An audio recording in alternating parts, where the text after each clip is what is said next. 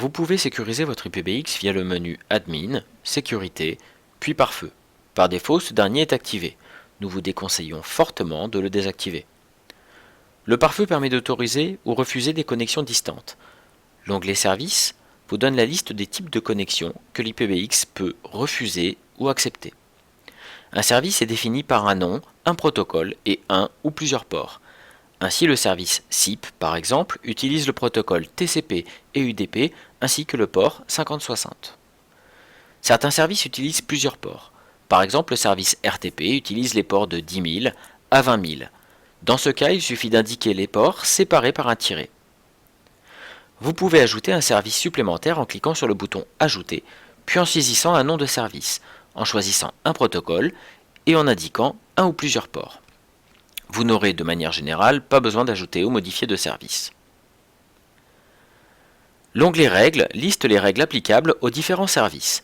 Par exemple, le service RTP est autorisé à se connecter quelle que soit l'adresse IP source et destination. A contrario, le service HTTP n'est autorisé que lorsque l'adresse IP source fait partie d'un réseau local. La règle par défaut refuse toute connexion. Si un service n'est pas présent dans ce tableau, la connexion sera toujours refusée. Vous pouvez ajouter dans l'onglet Liste blanche des adresses IP dont la connexion sera toujours autorisée, ce qui peut être pratique pour ne pas vous retrouver bloqué en cas de mauvais réglage du pare-feu. Néanmoins, soyez prudent avec ce paramètre qui réduit drastiquement la sécurité de l'IPBX. Vous retrouverez la seconde protection active de votre IPBX en cliquant sur Détection de piratage dans le menu Admin Sécurité. Le chargement de ce module peut prendre jusqu'à 1 minute, soyez patient. Le fonctionnement de ce module est simple.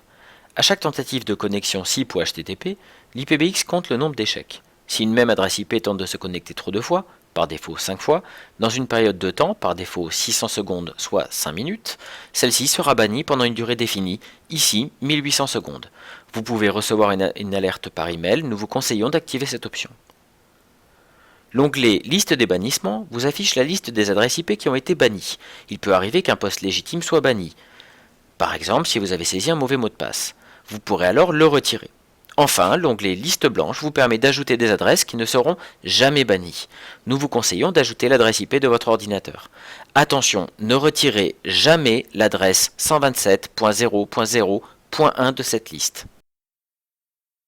Enfin, la fonctionnalité Mot de passe faible liste l'ensemble des mots de passe d'extension qui ne respectent pas les critères de robustesse suffisants.